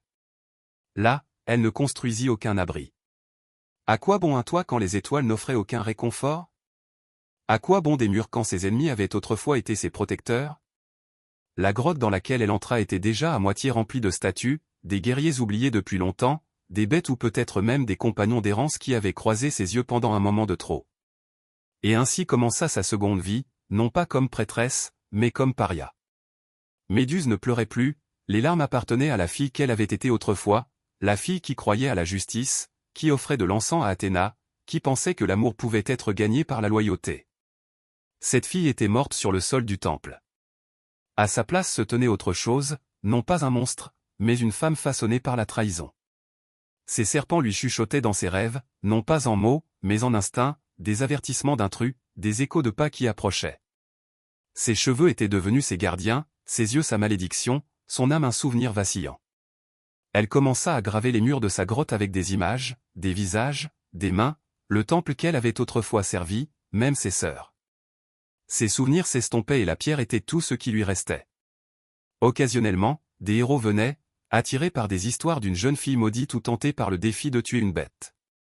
Ils croyaient qu'elle était mauvaise, qu'en la tuant, ils pourraient s'élever dans la gloire.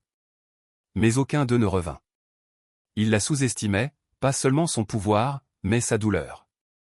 Et pourtant, à chaque mort, Méduse se sentait moins comme une victime et plus comme le monstre que le monde imaginait. Son humanité n'était pas morte, mais elle s'estompait. Et les dieux, ils avaient déjà détourné le regard. Loin de la grotte de Méduse, dans les cités-états animés et les temples sacrés de Grèce, son nom commença à changer. N'étant plus prononcé dans le deuil, il passait de bouche à oreille comme un avertissement, déformé, raconté et remodelé.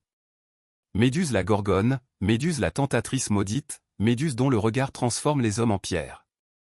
Son passé de prêtresse dévouée, de jeune fille mortelle qui servait les dieux, fut enterré sous le mythe. À sa place s'éleva un conte de monstre, une créature aux cheveux de serpent dont les yeux contenaient la colère du monde souterrain. Ils ne racontèrent pas la violation de Poséidon, ils ne mentionnèrent pas la cruelle punition d'Athéna. Les rôles des dieux furent retouchés, lissés par des prêtres et des poètes qui préféraient leurs dieux sans tache et leurs monstres clairement marqués. On avertissait les enfants d'obéir à leurs parents ou Méduse viendrait dans la nuit. Les soldats gravèrent son image sur des boucliers, non pas pour l'honorer, mais pour se moquer d'elle. Son visage devint un symbole de peur, un conte de mise en garde. Et pourtant, son image se répandit. Des artistes la peignirent sur de la poterie, sa silhouette tordue dansa sur des mosaïques, son visage grognant fut sculpté dans les murs des temples, non pas par respect, mais comme une arme utilisée par les dieux mêmes qui l'avaient rejetée. Méduse, depuis son exil, ne pouvait que sentir le poids de leurs mots. Elle ne demanda pas à devenir une légende, elle ne demanda pas à être crainte. Elle avait simplement survécu et la survie, pour ceux au pouvoir, est menaçante. Sur le continent, certains murmuraient d'elle comme plus qu'un monstre. De vieilles femmes dans des villages de montagne laissaient des offrandes près des grottes, murmurant que Méduse protégeait les femmes qui avaient été blessées. Elles ne la craignaient pas, elles avaient pitié d'elle. Elles l'appelaient la gardienne des victimes. Mais ses voix étaient douces et le grondement des mythes héroïques les noyait. Méduse resta cachée, inconsciente de la profondeur avec laquelle son nom s'était divisé, monstre pour certains, martyr pour d'autres. Ce qu'elle savait, c'était ceci, peu importe jusqu'où elle se cachait, il continuerait de venir. Des hommes avec des épées et des armures brillantes. Des hommes qui pensaient que la tuer signifiait la gloire. Des hommes qui ne s'étaient jamais souciés de qui elle était, seulement de ce qu'elle était devenue. Et quelque part, un nouveau challenger était déjà en train de naître, un garçon qui deviendrait un homme, un héros et son dernier visiteur. Tandis que Méduse vivait en exil, sa légende se répandant comme une traînée de poudre, un garçon nommé Persée naquit dans un type de silence différent, une prison de prophétie. Sa mère, Danaé, avait été enfermée dans une tour de bronze par son père, le roi Acrisio, désespéré d'empêcher une prophétie selon laquelle son fils causerait un jour sa mort. Mais les dieux ne respectent pas les serrures mortelles. Zeus vint à Danaé, non pas avec amour, mais comme une pluie d'or se faufilant au-delà des murs et des avertissements. De cette rencontre divine, Persée naquit. Quand le roi découvrit l'enfant, il n'osa pas tuer un fils de Zeus directement. Alors, il jeta la mère et l'enfant à la mer, scellés dans un coffre en bois. Une exécution silencieuse enveloppée de lâcheté. Mais la mer, gouvernée par Poséidon, les transporta non pas à la mort, mais au refuge. Ils échouèrent sur l'île de Sérifo, où un pêcheur les accueillit. Danaé éleva Persée en secret, lui enseignant la force, l'humilité et le silence de la survie. Elle ne prononça jamais le nom de Zeus, elle ne dit jamais à son fils quel genre de dieu l'avait engendré. Les années passèrent, Persée devint un jeune homme aux yeux vifs, intelligent, fort, mais non testé. Puis vint le roi de Sérifo, Polydectès. Il voulait Danaé pour lui-même, Persée se tenait sur son chemin. Le roi, feignant la gentillesse, invita Persée à un festin. Chaque invité devait apporter un cadeau. Persée, pauvre et fier, n'apporta rien. Polydectès ricana, alors, apportez-moi la tête de Méduse. Des rires suivirent. C'était censé l'humilier, mais Persée, piqué par la fierté et ignorant la vérité derrière ce nom, accepta. Les dieux observaient avec intérêt. Athéna, nourrissant peut-être encore de la culpabilité pour ce qu'elle avait fait à Méduse, vit une opportunité. Elle aiderait ce garçon, non pas pour la justice, mais pour l'équilibre. Elle et Hermès vinrent à percer dans des rêves, lui chuchotant des conseils. Ils lui donnèrent des outils, des sandales ailées pour voler, un bouclier poli comme un miroir, une épée d'adamantium et le casque d'Hadès pour disparaître de la vue. Mais aucun cadeau ne venait sans but. Persée avait été choisi non seulement pour tuer un monstre, mais pour achever un mythe qui commença non pas avec lui, mais avec une jeune fille seule dans un temple, priant des dieux qui n'écoutaient jamais. Persée partit avec des outils divins à ses côtés et le poids du défi d'un roi sur ses épaules. Mais trouver Méduse n'était pas aussi simple que de traverser la terre ou la mer. Son emplacement avait été enterré par le temps, caché même aux dieux qui l'avaient maudite. Pour la trouver, Persée avait besoin de réponses qu'aucun mortel ne pouvait donner. Il chercha les Grées, 3 vieilles sœurs qui partageaient un seul œil et une seule dent entre elles. Elles étaient plus âgées que les dieux, drapées d'ombre et de dépit, vivant dans le vide entre la lumière et le cauchemar. Elles savaient où dormait Méduse, car elles étaient sa parenté. Persée ne supplia pas, il ne plaida pas. Il attendit qu'une des sœurs passe l'œil à une autre et l'arracha de leurs mains. « Dites-moi » exigea-t-il, tenant leur seule vision en otage, « ou restez aveugles pour toujours ?» Elles sifflèrent, mais elles parlèrent. Elles lui parlèrent d'une île lointaine au-delà des cartes mortelles, au-delà des récifs qui déchiraient les navires en éclats, une île où des statues de pierre jonchaient les rives comme des soldats tombés, une île où aucun oiseau ne chantait et où aucune étoile n'osait s'attarder, le repère de Méduse. Et ainsi, Persée vola, les sandales tranchant les nuages, le cœur battant, non pas de peur, mais d'anticipation. Il se voyait retourner à Sérifo avec une tête dans les mains, triomphant, Danaé fier, Polydectée humilié. Il ne remettait pas encore en question l'histoire qu'on lui avait racontée, que Méduse était un monstre, qu'elle méritait de mourir. Les dieux l'avaient préparé, mais ils ne l'avaient pas averti. Ils n'avaient pas dit que sa grotte était tapissée des restes d'hommes qui se disaient des héros. Ils n'avaient pas dit que ses yeux n'étaient pas cruels, seulement maudits. Et ils n'avaient pas dit que son visage, sous les serpents, derrière le mythe, portait encore la forme d'une femme autrefois pleine de foi. Alors qu'il volait à travers la mer, les vents hurlèrent plus fort, comme essayant de parler. Mais Persée n'entendit que le silence, un silence que les dieux connaissaient bien car, quand vous créez un monstre, la dernière chose que vous voulez est que quelqu'un l'entende parler. Quand Persée atterrit sur les rives de l'île, le monde sembla retenir son souffle. Pas de brise, pas de chant d'oiseaux, seulement des statues, des centaines d'entre elles, éparpillées comme des guerriers tombés à travers les falaises et les récifs. Leurs visages étaient tordus de terreur, les bouches figées en plein cri, les yeux grands ouverts avec la dernière chose qu'ils avaient jamais vue. Elle. Il enjamba des membres de pierre et des boucliers brisés, son épée dégainée, son bouclier miroir fermement maintenu. Athéna l'avait averti, ne la regardez jamais directement. Utilisez la réflexion. Soyez rapide, soyez silencieux. Mais ce que la déesse n'avait pas dit, c'était pourquoi les statues semblaient non seulement terrifiées, mais surprises, comme si dans leur dernière seconde, elles avaient réalisé qu'elles avaient tort. Persée s'enfonça plus profondément dans la caverne, ses ailes se repliant derrière lui. L'air était épais avec de la mousse humide, du musc de serpent et quelque chose d'autre, du chagrin. Les serpents sifflèrent avant qu'ils ne la voient, une basse symphonie d'avertissement et de lassitude. Puis elle apparut. Ne chargeant pas, ne rugissant pas, pas même consciente. Méduse dormait, enroulée sur un lit de pierre, les bras enroulés autour d'elle-même comme un enfant.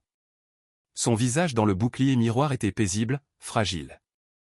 Une étrange beauté persistait bien que ses traits fussent à moitié cachés sous l'enchevêtrement de serpents venimeux qui se reposaient pour l'instant dans le sommeil. Elle ne ressemblait pas à un monstre, elle ressemblait à quelqu'un qui avait été laissé pour compte. Persée hésita. Ce n'était pas la bête rugissante chantée dans les légendes, pas la terreur peinte sur les urnes et les boucliers. Elle était juste une femme maudite, endormie et complètement seule. Mais les dieux lui avaient confié une tâche.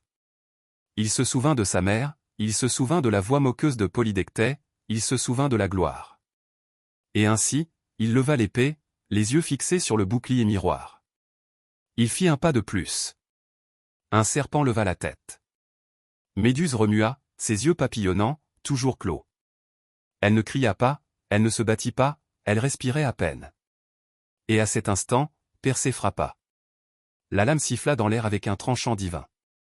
Le silence suivit. Quand sa tête tomba dans la sacoche doublée d'écailles de bronze, l'île expira. La malédiction était terminée. Du moins, c'est ce qu'il croyait. Car on peut tuer un corps, mais pas une histoire. Et l'histoire de Méduse ne faisait que commencer. Persée ne s'attarda pas. Avec la tête de Méduse scellée dans la sacoche enchantée, son regard toujours puissant même dans la mort, il s'éleva dans le ciel, les sandales battant contre les nuages. Mais le silence de l'île s'accrocha à lui. Pas un silence de victoire, quelque chose de plus froid. La tête palpitait toujours d'une puissance tranquille. Bien que coupée, elle n'était pas sans vie.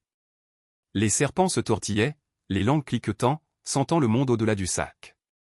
Ses yeux restaient ouverts, impassibles, capables de pétrifier tout ce qui osait regarder à l'intérieur. Persée ne regarda pas. Il n'osa pas. Les dieux lui avaient donné une arme, maintenant un atout divin. Mais il commença à se sentir mal à l'aise en la portant. Alors qu'il volait au-dessus de l'océan, des créatures d'ombre s'agitèrent dans les vagues.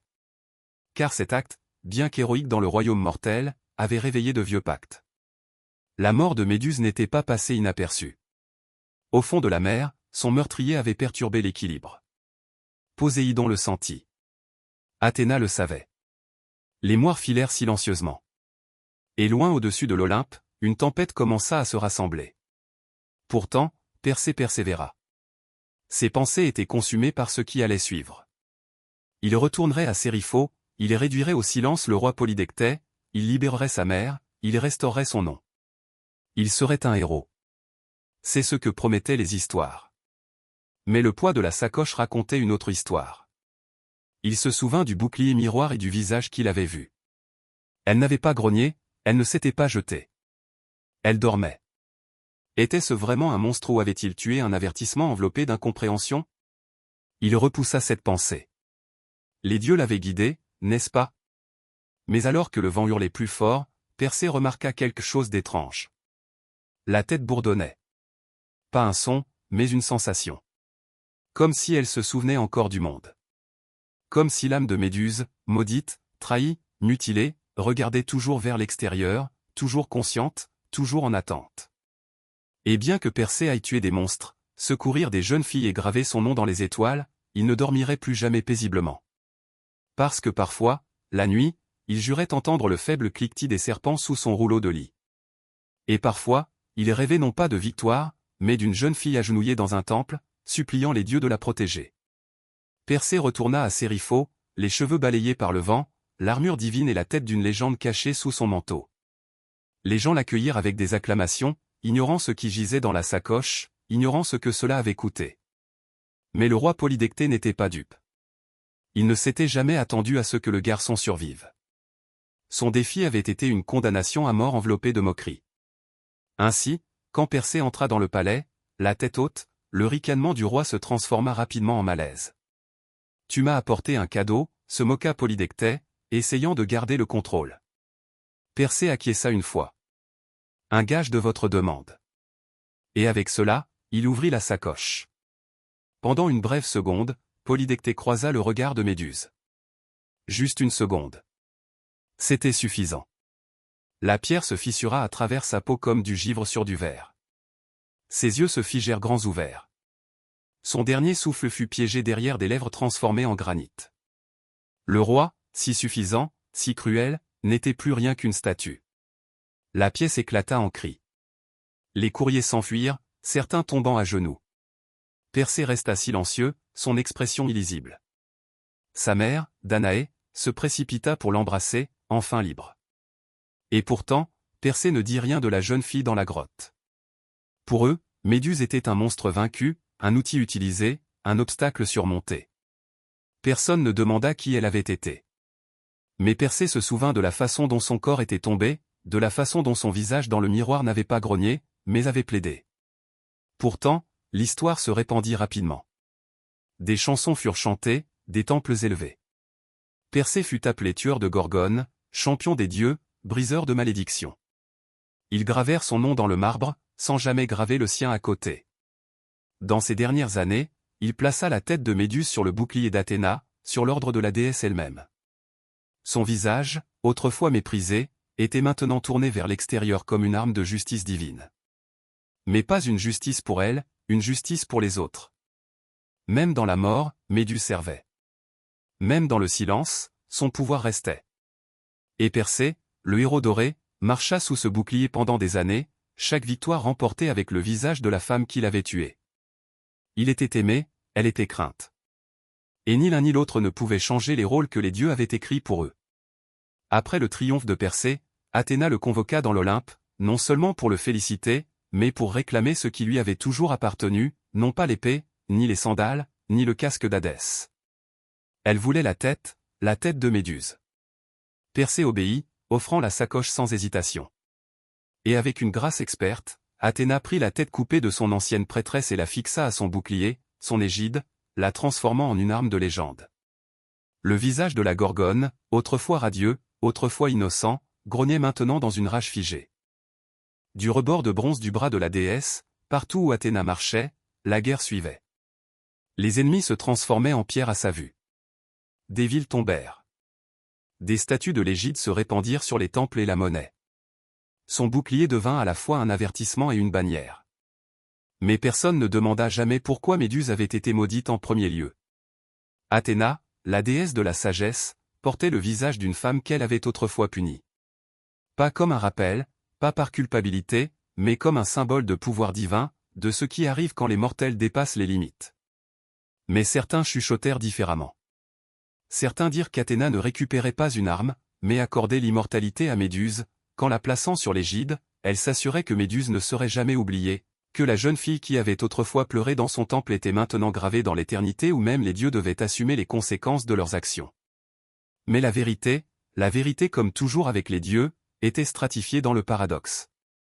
Athéna avait condamné Méduse pour avoir fait honte à son temple et maintenant elle maniait cette même honte comme un trophée. La transformation était achevée.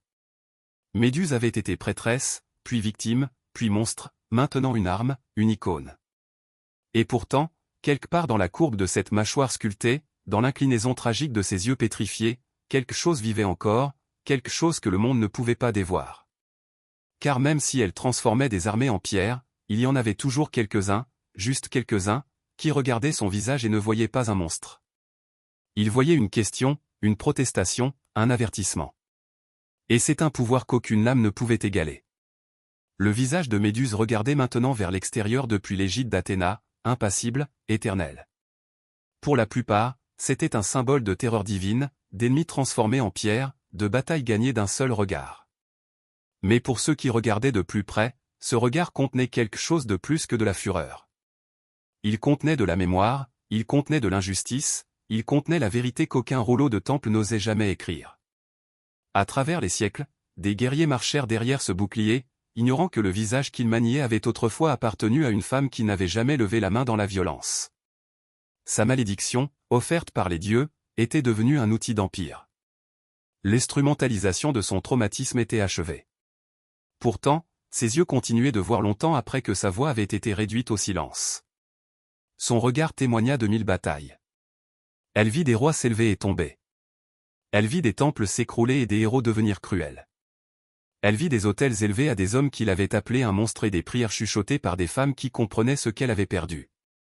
Et parfois, ces femmes laissaient des offrandes, de minuscules serpents d'argile placés dans des sanctuaires cachés, une mèche de cheveux enveloppée dans un tissu, un nom chuchoté enterré dans l'obscurité, non pas par peur, mais par souvenir. Car bien avant que Méduse ne devienne un conte de mise en garde, elle avait été une protectrice. Sa grotte était devenue un cimetière de conquérants en puissance, oui, mais aussi un sanctuaire, un endroit où aucun homme ne pouvait entrer et survivre, un endroit où les chassés devenaient intouchables. Avec le temps, sa légende se fractura. Pour certains, elle resta la Gorgone, pour d'autres, elle devint autre chose entièrement, un symbole de résistance, une déesse de la colère et de la justice blessée, un esprit qui se tenait entre les impuissants et les prédateurs. Son mythe se plia et se tordit comme les mythes le font, mais le noyau resta, une femme lésée, une femme remodelée par la douleur, une femme dont l'histoire avait été volée, mais dont le regard ne pourrait jamais être enlevé. Et ainsi, son regard endura à travers les peintures, les sculptures, les boucliers, les pièces de monnaie et les rêves. Et dans chaque récit, quelqu'un de nouveau s'arrêterait, quelqu'un demanderait, était-elle vraiment le monstre? Et dans cette question, Méduse vécut à nouveau. Les siècles passèrent, Les empires s'écroulèrent, de nouveaux dieux s'élevèrent et tombèrent, mais Méduse endura, non pas comme chair et sang, mais comme symbole et ombre. Son visage ciselé dans le marbre et coulé en bronze migra à travers les cultures. À Byzance, à Rome, dans des coins oubliés du monde, son image s'attarda juste sous la surface du mythe et de la mémoire. Mais quelque chose d'étrange se produisit avec le temps, le conte commença à se diviser. Dans une version, elle resta le monstre, la gorgone, la tueuse aux cheveux de serpent qui transformait les hommes en pierre d'un seul regard. Sa tête devint un talisman contre le mal, monté au-dessus des portes, des portails et des armures. Les soldats l'emportaient à la guerre, espérant que sa légende frapperait la peur plus profondément que n'importe quelle lance. Mais une autre histoire grandit tranquillement à côté, une histoire chuchotée par des poètes, des philosophes et des femmes dont les voix parvenaient rarement dans les rouleaux. Dans cette histoire, Méduse n'était pas une bête à abattre, mais une femme lésée, punie pour sa beauté, maudite pour un crime commis contre elle. Cette version ne rugissait pas, elle murmurait, elle demandait pourquoi une déesse de la sagesse punirait son propre serviteur, pourquoi le dieu de la mer ne ferait face à aucune conséquence, pourquoi tant d'hommes cherchaient à la tuer alors qu'elle voulait simplement être laissée tranquille. Dans les tavernes, dans les bibliothèques, dans les coins cachés des temples, ces questions fleurirent comme des mauvaises herbes dans les fissures du marbre. Et lentement, l'image de Méduse commença à changer à nouveau. Elle devint un miroir, non pas de terreur, mais de vérité. Les femmes commencèrent à se voir en elle, des survivantes de violence, des victimes de silence, des âmes forcées de porter l'étiquette de monstre simplement pour être craintes. Ces serpents n'étaient plus une punition, mais une couronne. Ces yeux n'ont pas une malédiction, mais une défense, aiguisée par la trahison. Même maintenant, dans les contes et l'art moderne, Méduse se relève, non pas pour pétrifier, mais pour témoigner. Elle fixe des peintures avec chagrin et fureur. Son histoire est racontée non pas pour glorifier Persée, mais pour demander pourquoi il était appelé un héros. Parce que les mythes évoluent et parfois, le monstre n'est pas celui qui a des crocs, mais celui qui tient l'épée. Et dans chaque génération qui ose remettre en question l'ancienne histoire, Méduse cligne des yeux juste une fois et les regarde commencer à comprendre.